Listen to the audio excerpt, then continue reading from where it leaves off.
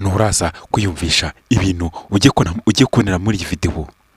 Iyi bintu kubyiyumvisha birakaze cyane, ariko biragaragara kubyina none kubyumva biroroshye.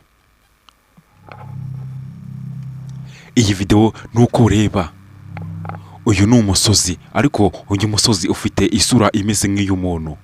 Manza kwibutsa ko bakita waruziko.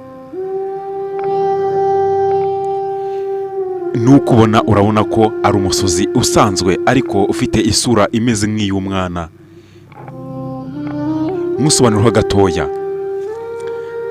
abantu ba kera cyangwa inyamaswa za kera zarakuraga ku rwego cyane utakwiyumvisha ko ushobora kuza ugasanga umuntu angana n'umusozi wose. Uyu ni umwana wari wapfuye, ariko mu gupfa kwe yahindukaga ibuye. Ntabwo ari uyu mwana gusa, ahubwo n'ibiremwa byo muri iyo myaka byose byahindukaga amabuye. Ibintu utabwira umuntu w'iki gihe gapfe kubyumvisha ko ushobora gupfa, aho kugira ngo ubore umubiri wawe ushenjagurike, ushobora guhita ugenda ugahinduka amabuye y'umusozi cyangwa urutare.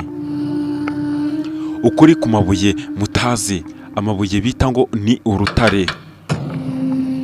Ayo mabuye bita ngo ni urutare cyangwa intare, ariko ni urutare koko, ntabwo byahinduka mu bwishingo urutare.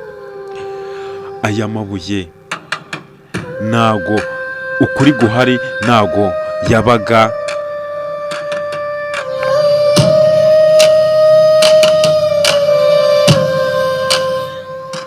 ari amabuye asanzwe, ahubwo ni ibiremwa by'abantu bya kera byafataga mu kubora kwabyo, ni kuriya byahindukaga amabuye.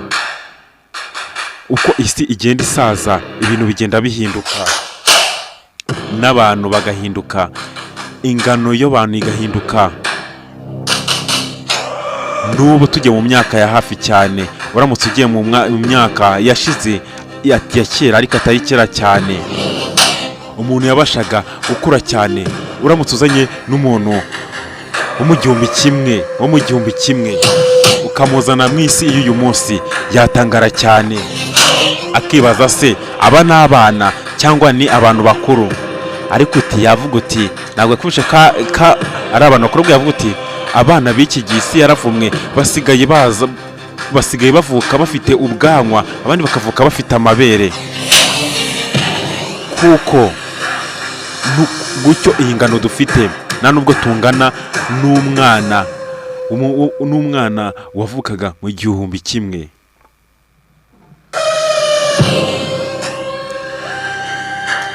Ese biterwa n'iki kugira ngo ingano y'abantu igende iba ntoya cy'inyamaswa? Uko isi igenda ishyuha cyane, umubiri wacu nawe ugenda ugabanya gukura, kugira ngo ujye ubasha gukontorora ubushyuhe bw'umubiri